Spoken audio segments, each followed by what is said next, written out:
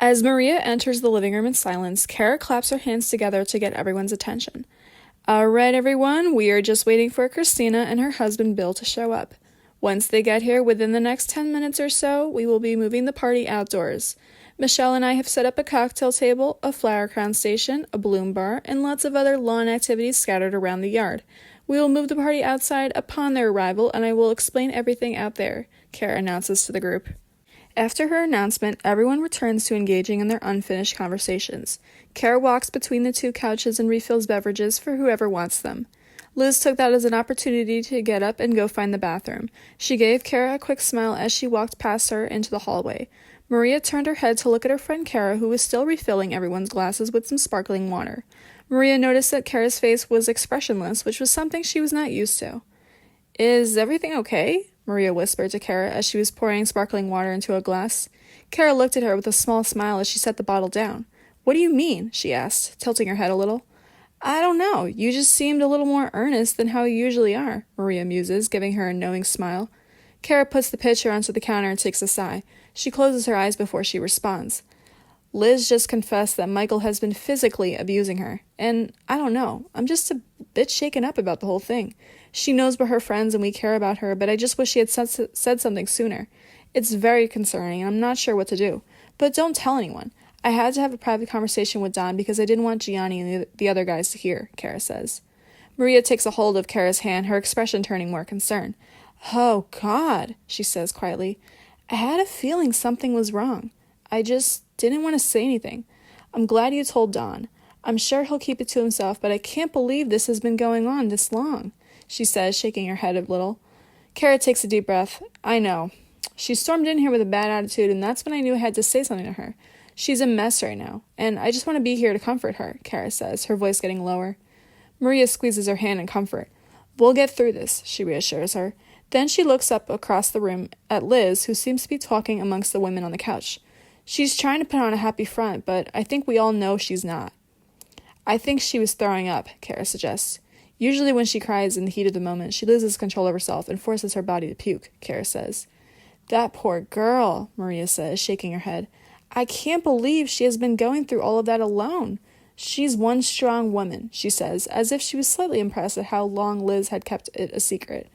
Cara shakes her head as she watches Maria head back to the couch. She pours herself a glass of vodka and gulps the entire thing in one shot. A few seconds later, she hears the doorbell from the other side of the room. Cara widens her eyes as the alcohol burns her throat. She walks into the foyer and opens the door to see Christina and Bill. Christina is wearing a strapless mini dress with a vibrant watercolor pattern in pink, orange, yellow, and white tones. She has on white heels. Hey, Cara, Christina says in her usual croak accent.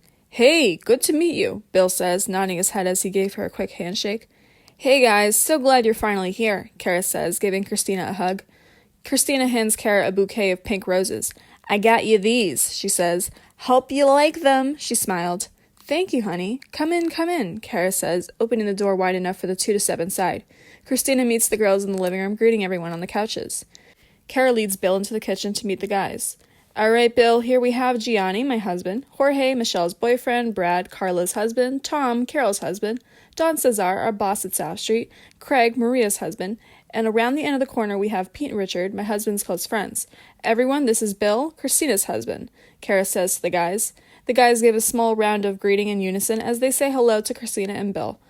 Bill gives them a friendly wave and a nod before finding a seat at the back of the kitchen. The women find a seat on the couch as Cara walks towards the middle of the living room.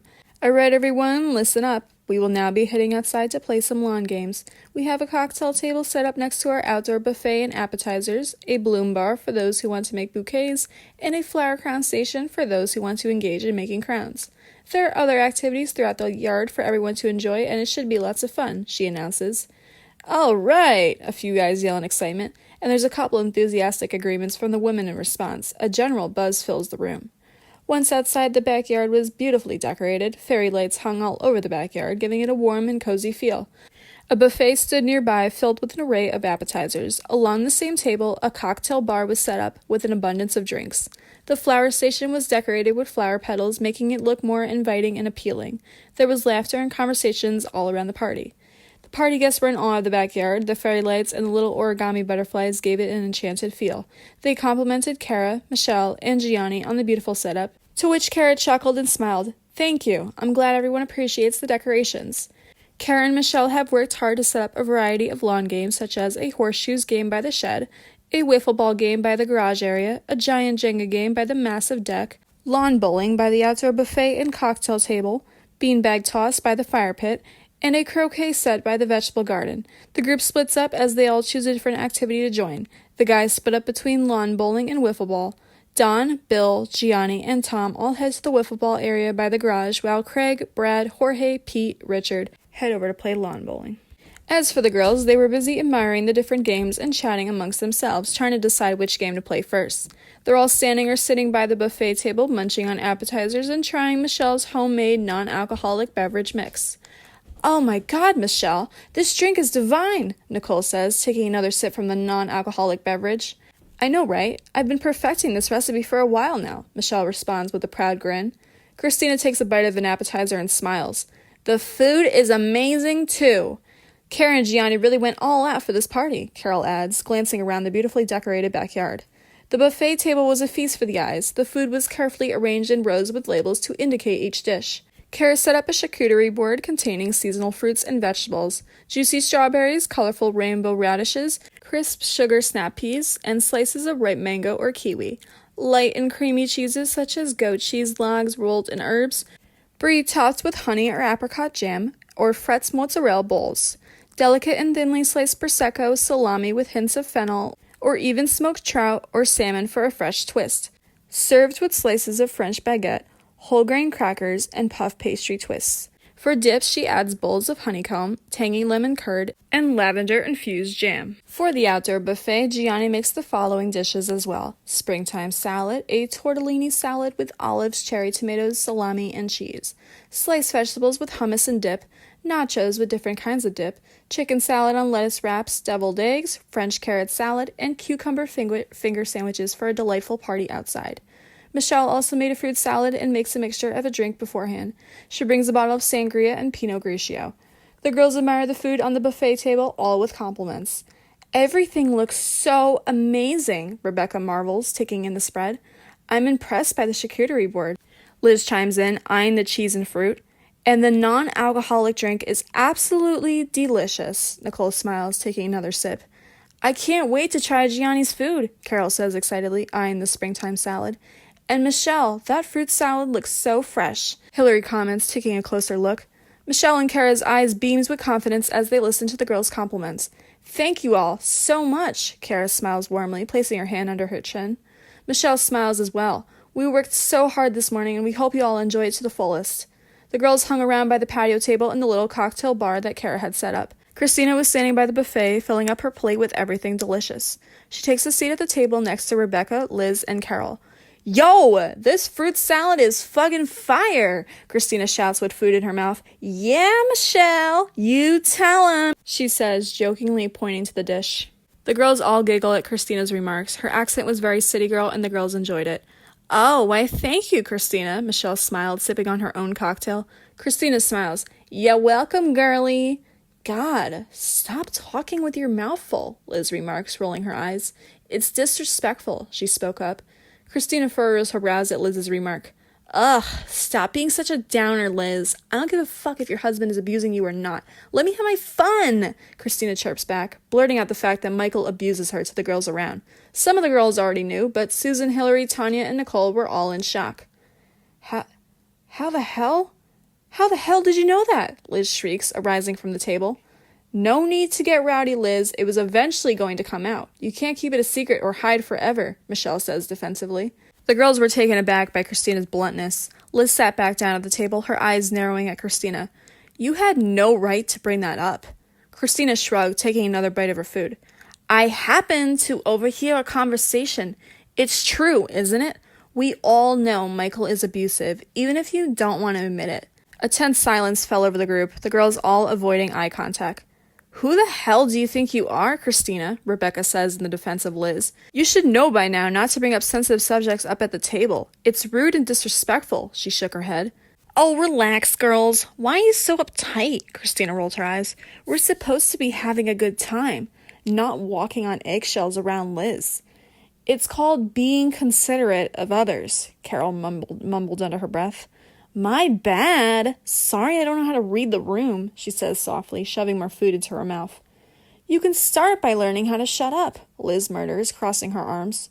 The tension between the girls was getting more and more awkward, the party atmosphere becoming strained. Oh, come on, Liz. Don't be so touchy, Christina retorts. I was only trying to lighten the mood. You're certainly doing a great job at that, Rebecca sarcastically states. You're a real comedian. Oh, thank you. I'm here all night, Christina jokingly bows her head, placing her hand against her chest. Liz rolled her eyes. You're annoying as hell. You know that, right? And you're a pussy, Christina says. You don't taste sweet either, she chuckled at her own joke. All right, ladies. What the hell? This was supposed to be a nice, calm garden party. Let's do something fun. Who wants to make bouquets and flower crowns? I know someone does, Cara called attention to the two of them, trying not to let the argument escalate any more than it already had. Oh yeah, I totally want to make one, Carole chirps, jumping at the idea. Yeah, I was kind of eyeing the flower stations, Nicole adds. Susan and Hillary nod. Yes, totally. The group of girls was already calming down, now eager to get their hands on the flower activity. After Cara's announcement, the girls slowly dispersed from the table. Cara, Tanya, Susan, Hillary, Carla, Carole, Nicole, and Liz all head over to the flower crown station, while Rebecca, Christina, Maria, and Michelle head to the bloom bar to make bouquets. Liz and Christina had separated themselves, which Cara and Michelle were appreciative of. Well, that was a bit awkward, Cara said, sighing softly. Carole shook her head. Cara, I would definitely reconsider inviting Christina to all these parties.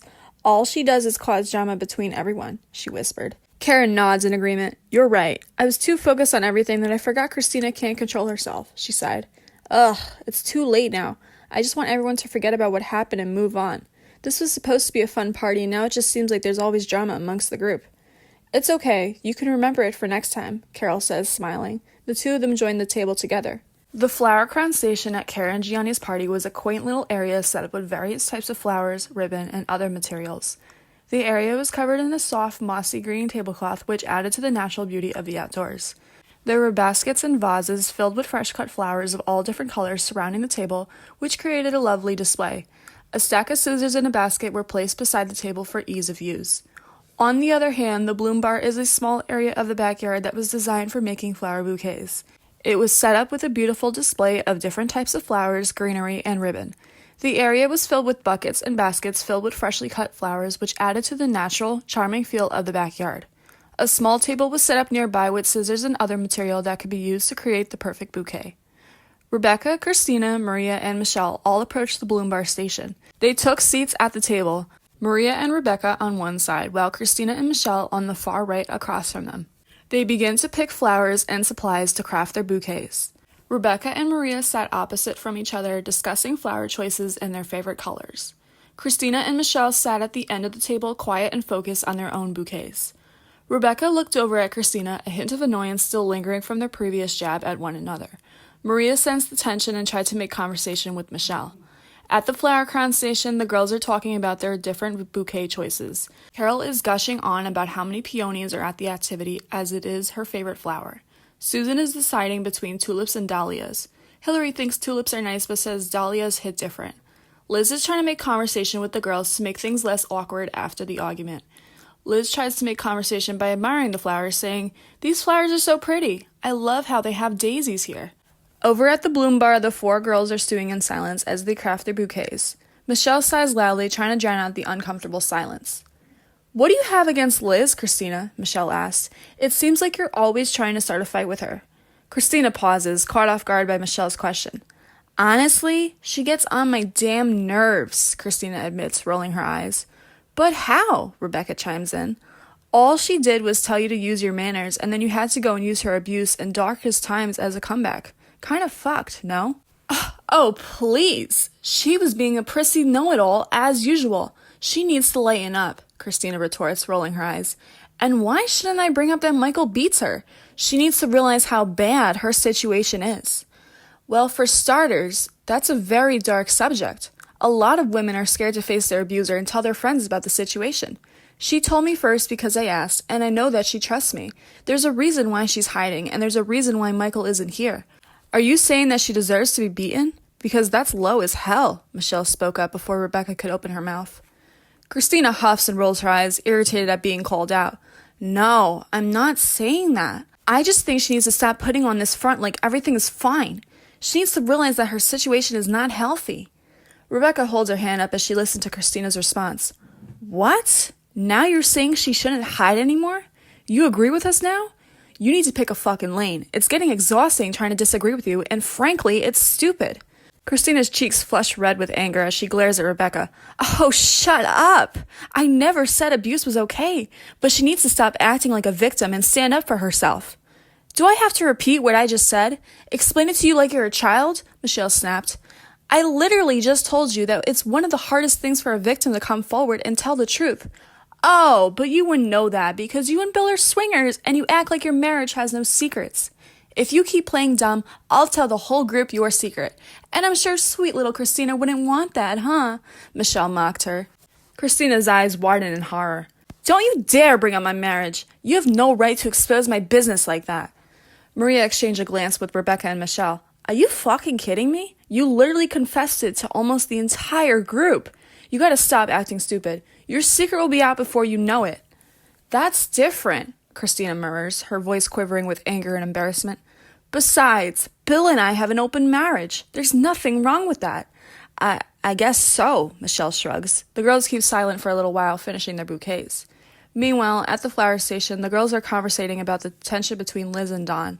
Liz was still feeling a bit nervous about seeing Don again. I don't know, guys. I really don't want my career to be over again. I didn't really enjoy not having a full-time job for 15 years. I don't know what Don has against me, but I think now would be the perfect time to pull him aside and talk to him, Liz sighed, telling the girls. You can't let him get to you, Nicole says gently, placing a hand on Liz's shoulder. Remember, you don't need him. You're just as capable as any other person in the workforce. The girls all nod in unison, agreeing with Nicole's statement. She's right, Cara says, taking a sip of her drink. You need to have a conversation with him privately, whether you like it or not. I would suggest going into the house so you're away from everyone. I can give you access to the bedroom to talk it out in a peaceful environment. Just let me know what works best for you. That sounds like a good idea, Liz says, feeling relieved that Cara was able to offer a private place to talk. I think I'll ask Dawn if we can step away from the party for a few minutes. Is your crown finished, Liz? Cara asks as Liz stands up. Yeah, I think so. It's looking a little sad right now because I'm afraid to go home and face Michael, she sighed. Cara gets up as well. They walk around the side of the house where the guys were engaging in wiffle ball. I don't want you to feel pressured about this. Take a minute to gather your thoughts. And don't get all riled up. It's important to be professional during this conversation. If you decide that the time isn't right, you can always cut the conversation short and return it to another time when you cool off, Cara says, giving her a bit of advice. Thanks, Cara, Liz says, wiping a tear from her eye. It was clear that she was nervous about coming forward and addressing the situation with Don. As the girls walked up the driveway, Liz sighed and tried to contain her emotions. Cara nodded in response. Of course. You know I'm always here for you. Also, I did have a conversation with Don earlier about your situation with Michael. He was very understanding and will try not to trigger you, she says. Instead of freaking out about Cara's private convo with Don, she nodded and thanked her. Thank you, Cara. I really appreciate that. I was going to tell him eventually, but I just didn't want him to tell the guys and spill out all my secrets like that. You know how information travels within this group, she says softly. Of course. I'm always here to protect you, Cara smiled. The girls reached the driveway and walked towards the wiffle ball area. The guys were taking turns hitting the ball into the side of the yard and marking the distance of their balls on the grass. Don turned away from the guys and noticed Liz and Cara approaching him. Hey, Cara. Liz. He nodded, greeting them. Hey, Cara says softly. Mind if I borrow you for a second? Sure, Don chuckled, looking behind him as he watched the guys hit the ball. Be back in a minute, boys, he saluted to them. Cara coaxed Don outside of his group for a second. Liz wants to talk to you privately, so I'm going to allow the two of you to go in the house and talk. You may go upstairs to my bedroom if you'd like to, or the living room should be fine, Cara suggested. Don nodded his head, agreeing to Liz's idea. Sure, I'd like that. Let's head into the house and get this over with, he says, wiping sweat off his forehead. Liz and Don followed Cara up the stairs to her porch and into the house. They stepped into the house and walked into the living room for a second. I think it's better to discuss this upstairs, Liz says to Cara. Sure, follow me, Cara says. She leads them up the stairs and into the first room on the left side. All right, I'll leave you two be. Feel free to close the door if you want, Cara says, stepping away from the room and leaving Dawn and Liz to chat. Liz clears her throat and sits on the ottoman in front of Cara's bed while Dawn sits on the bed, staring at her up and down. She was ready to take control and have the conversation that the two of them were avoiding. For starters, I don't know if I apologize, but I just wanted to tell you how sorry I am, Liz starts off. I never meant to throw wine on you, get violent, and react the way I did when you mentioned you wanted to turn South Street into a charter school. I was just pissed off, and when you threatened the loss of my job like you did with Marnie, I got anxious and I snapped. I'm sorry for that, but on the other hand, I hope you know that you approached this the completely wrong way. You should have brought up another topic. When Cara hosts these events, no one expects to talk about work. She tries to make the environment fun and entertaining, and we shouldn't harp on the way work is going. You could have addressed it in a meeting and opened the room for questions. So now that you know why I did that and listened to my apology, I'm ready to hear yours whenever you're ready, Liz explains calmly. She folded her hands onto her lap and waited for Dawn to respond. Dawn sighed softly. I understand. I'm sorry for saying what I did. It was unprofessional of me to bring that up, especially during Cara's party. You're right. I should have brought it up during a meeting. I've been under a lot of pressure lately with the district budget cuts and all. We're all in this together, but I shouldn't have said it the way I did, Dawn said softly. Liz nodded, listening carefully to what Dawn had to say. I heard Cara and Michelle mention something about collaboration. Dawn, we all know you can't do this alone. You need to start utilizing my time at work. I could be helping you with other things instead of doing what you called busy work. I could be helping you with more important tasks, but you also need to allow me to help. I can't just sit back and watch things come crash down on you. It makes me feel bad, like I could have done something in the moment. In the future, let's discuss how you can use my help in the office. I don't want to lose my job over something stupid like this. If you still want me to take over the assistant principal role like how you were with Marnie, I think that would be the best use of my time. You would need to start looking to hire another secretary, though. I wouldn't be able to handle 2 positions. I think this would be the best way to solve most of our problems in the office. And about the charter school thing, please take a little bit of time to think that through. You realize you'd be causing the loss of all teachers' jobs, not just mine. You would lose your connections, and a lot of people would probably quit. I would tell you to discuss this with former board members, but I don't want to tell you what to do. I'm just suggesting ways you could handle this, Liz says. Dawn nodded, acknowledging Liz's suggestions. I appreciate your offers to help. You're right. I should have been using your skills better and asking for your input on decisions that involve you. As for the charter school, I have been thinking about it. I've considered talking to some former board members, but I'd appreciate your input on that as well. I'll take what you said into consideration, he replied calmly. All right, well, I guess I've made myself clear. I don't have anything more to say. Is there anything else you would like to talk about before we move on? Liz asked. Don took a deep breath and ran his hand through his short hair. No, I think that about covers it. I think we're on the same page now. After they are done discussing, they head back outside to the party. Dawn joins the wiffle ball group again, while Liz heads back to the Flower Crown station. As Liz returns to her little group, the girls all look up from their crowning, curious to hear how the conversation went with Dawn. They notice that Liz looks calm as she sits back down next to them. Cara, noticing the subtle change in Liz's demeanor, smiles warmly at her friend. How did it go? Cara asked kindly. Liz gave her a soft smile in response. It went all right. I think we both had a lot to clear up, but we're on the same page now.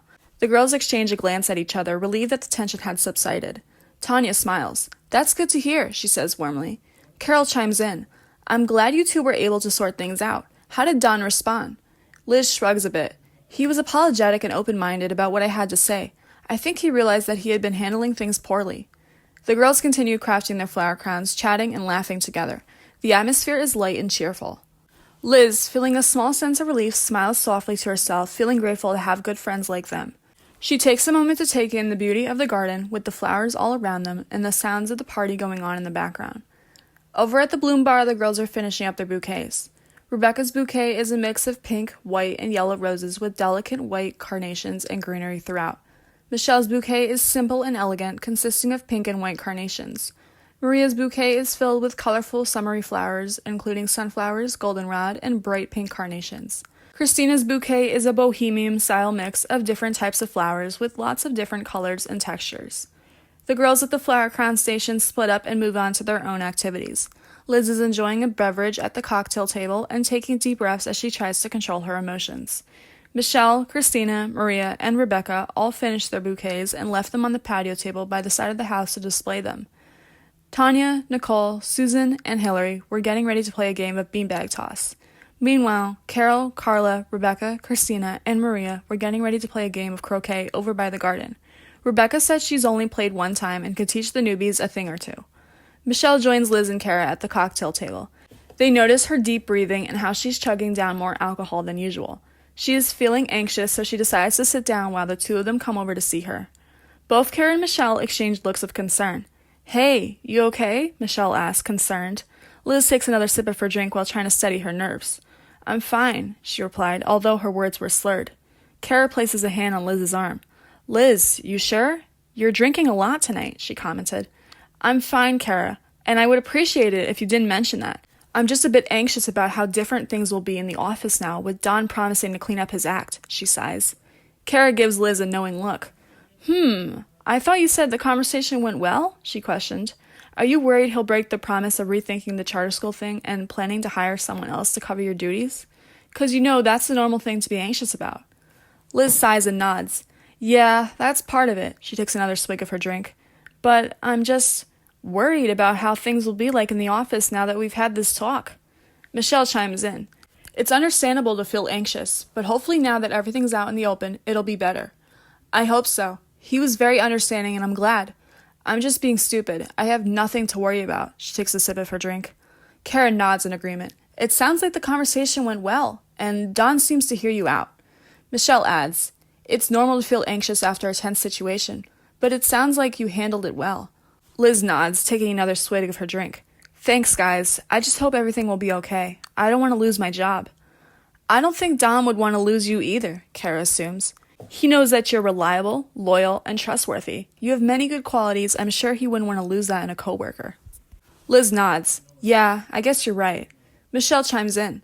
"Besides, you're great at your job. Don knows that. He would be stupid to get rid of a loyal worker like you." With some courage from both of her friends, Liz decides that she wants to take a quick smoke break. "Michelle, do you mind if we go out to your car to smoke?" "I just need to release some stress," Liz asked. "Of course, honey. Anything to help calm you down," Michelle nods, standing up. "Let's go." The two of them walk around to the side of the house and towards Cara's driveway. Michelle unlocks her car and allows Liz to get on the passenger side. Liz gets inside and Michelle puts 2 cigarettes in her mouth. She lights both of them with a small lighter and hands one to Liz.